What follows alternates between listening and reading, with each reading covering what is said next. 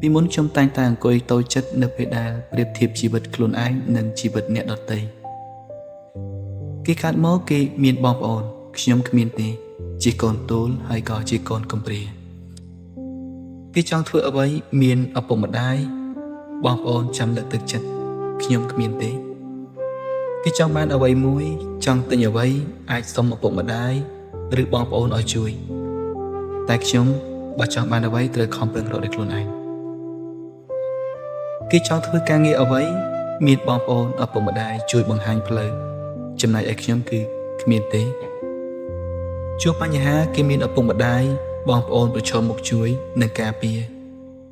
ចំណែកឯខ្ញុំត្រូវប្រឈមមុខដោយខ្លួនឯងដោះស្រាយខ្លួនឯងដោះតល់ទីណាទៅស្ងាត់ស្ងៀមនៅទីហ្នឹងស្វែងរកដំណោះស្រាយរហូតទាល់តែអាចរកបានទើបអាចឈានដល់ការដោះស្រាយបានអត់មានអ្នកជំនួយទេ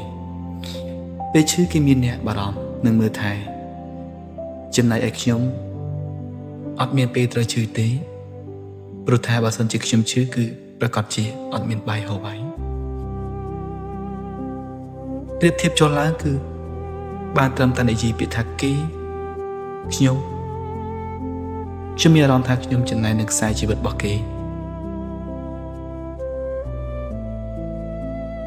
រហូតដល់ឆ្លងកាត់ពេលយ៉ាងយូរទើបខ្ញុំបានដឹងថាបិទថាគេមានសំណាងយ៉ាងនេះប៉ុន្តែសំណាងនេះក៏នឹងធ្វើឲ្យគេទន់ខ្សោយផងដែរព្រោះគេមិនដែលឆ្លងកាត់ឧបសគ្គតែម្នាក់ឯងទេ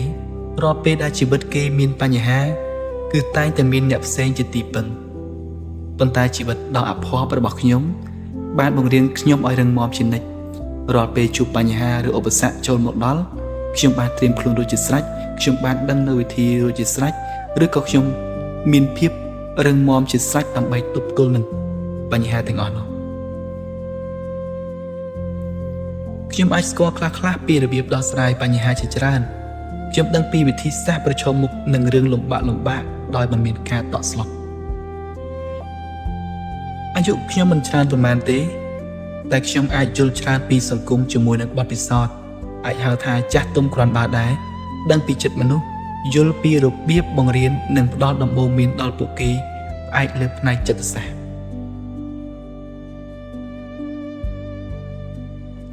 ហើយបើសួរថាតើពេលនេះខ្ញុំរឹងមាំដល់កម្រិតណាខ្ញុំអាចនិយាយលេងសើចបានថាខ្ញុំរឹងមាំប្រហែលជាអាចប្រៀបធៀបជាមួយនឹងកងកំងដូរបានដែរខ្ញុំធ្លាប់អត់បាយរយៈពេល1ខែពេញខ្ញុំធ្លាប់គេងតាមចិញ្ចើមផ្លូវខ្ញុំធ្លាប់ដើរទៅធ្វើការចម្ងាយរាប់សិបគីឡូខ្ញុំធ្លាប់ស្ពាយកតាបទម្ងន់50គីឡូដើរជាង300គីឡូម៉ែត្រប្រវត្តិទាំងនោះបើសិនជាខ្ញុំលើកមកទាំងអស់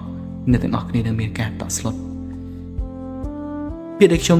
អាចនិយាយលេងសើចនោះគឺស្បែករបស់ខ្ញុំបើសិនជាចង់ចាក់តាម10កបិតប្រហែលជាគ្មានបញ្ហាទេព្រោះវាតាន់គ្រប់គ្រាន់វារឹងមាំគ្រប់គ្រាន់ហើយបើសិនជាឲ្យជួបនឹងឧបសគ្គជាមួយនឹងការដាច់ស្បៀងដាច់បាយដាច់អាហារឬក៏ត្រូវដើរចម្ងាយផ្លូវឆ្ងាយអីវាជាបទពិសោធន៍ដែលខ្ញុំធ្លាប់ឆ្លងកាត់ហើយវាលែងជាភាពដែលថ្មីថ្មោងសម្រាប់ខ្ញុំទៀតដែរ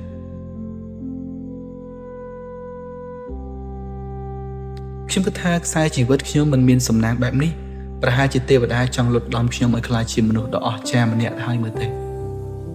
បើទោះបីជាពាក្យទាំងនេះវាគ្រាន់តែជាពាក្យសម្ដីកុហកខ្លួនឯងក៏ដោយតែមួយឃ្លានេះ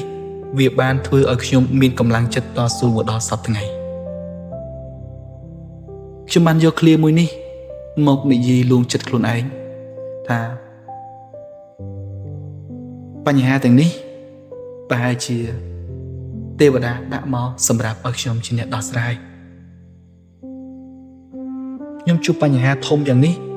ខ្ញុំជួបរឿងរ៉ាវធំយ៉ាងនេះខ្ញុំជួបឧបសគ្គជាច្រើនបែបនេះក៏ប្រហែលជាខ្ញុំនឹងមានប្រហែលជាមនុស្សដែលមានសមត្ថភាពគ្រប់គ្រាន់ក្នុងការដោះស្រាយបញ្ហាទាំងអស់ហ្នឹងអ្នកផ្សេងគេជួបបញ្ហាតូចៗក៏ដោយសារតែសមត្ថភាពក្នុងការដោះស្រាយបញ្ហាឬក៏សមត្ថភាពរបស់ពួកគេខ្សោយទៅតាមបញ្ហាដែលកំពុងតែចូលមកនោះឯងអញ្ចឹងខ្ញុំប្រហែលជាបុគ្គលដែលអស្ចារ្យឬក៏បុគ្គលដែលមានកម្លាំងខ្លាំងហើយក្នុងការដោះស្រាយបញ្ហាទើបបញ្ហាវាចូលមករកខ្ញុំធំបែបនេះពាក្យសម្ដីទាំងអស់ហ្នឹងទោះបីជាការពិតក៏ដោយមិនមែនជាការពិតក៏ដោយប៉ុន្តែវាជា motivation វាជា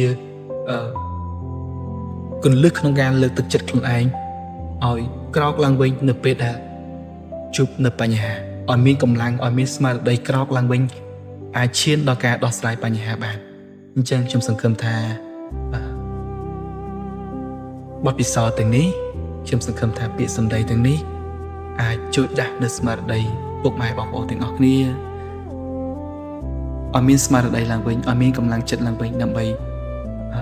ប្រឈមមុខជាមួយនឹងបញ្ហាតទៅមុខទៀតហើយយើងមិនមែនជួបតែបញ្ហាមួយនឹងទេក្នុងជីវិតមនុស្សតាំងពីកើតរហូតដល់ស្លាប់ទៅវិញมันអាចបញ្ចប់នៅពាក្យថាជួបប្រទះនៅបញ្ហាទេគឺតែងតែប្រទះជារឿយៗចប់ពីបញ្ហាមួយចូលបញ្ហាមួយចប់ពីបញ្ហាមួយចូលបញ្ហាមួយដូច្នេះបញ្ហាដែលយើងកំពុងតែជួបនៅពេលបច្ចុប្បន្ននេះកុំសូវជាធ្ងន់ចិត្តជាមួយនឹងវាពេកដោះស្រាយបានក៏បានដោះស្រាយមិនបានសម្រាប់សិនហើយស្វែងរកគន្លឹះក្នុងការដោះស្រាយបន្តហើយនៅពេលដែលយើងដោះស្រាយបញ្ហានេះបន្តហើយយើងអាចនឹងសម្រាប់តិចតួចណាស់បញ្ហាថ្មីនឹងឈានចូលមកដល់អញ្ចឹងកុំសូវបដោតថាវាជារឿងរ៉ាវដ៏ធំពេកវាគ្រាន់តែជារបស់ឬក៏អ្វីមួយដែលយើងត្រូវតែជួបនៅតាមផ្លូវជាចាំបាច់តែប៉ុណ្ណោះអញ្ចឹងខ្ញុំសង្ឃឹមថាតាមរយៈវីដេអូមួយនេះតាមរយៈសារសំឡេង Mind Talk មួយនេះអាចចូលរួមចំណែកច្រើនក្នុងការជួយលើកទឹកចិត្តបងប្អូនទាំងអស់គ្នាហើយប្រសិនបើបងប្អូនទាំងអស់គ្នាចង់ស្វែងរកសៀវភៅកម្លាំងចិត្តដែលនឹងជួយអ្នកទាំងអស់គ្នាឲ្យអាចដាស់នៅស្មារតីខ្លួនឯងនៅក្នុងកលៈទេសៈណាមួយឲ្យមានស្មារតីមានកម្លាំងចិត្តឡើងវិញបងប្អូនទាំងអស់គ្នាអាចស្វែងរកសៀវភៅរបស់ខ្ញុំបានសៀវភៅទី1គឺមានឈ្មោះថាកម្លាំងចិត្តហើយសៀវភៅទី2គឺយកឈ្នះសត្រូវខ្ញុំcomment បងប្អូនទាំងពីរនាក់ប្រសិនបើជួបនៅបញ្ហាផ្សេងជួបនៃការបាក់ទឹកចិត្តឬក៏ត្រូវការនៅកម្លាំងចិត្តកម្លាំងស្មារតីឡើងវិញបងប្អូនអាចស្វែងរកសៀវភៅពីរក្បាលនេះក្នុងការអានផងដែរអរគុណច្រើន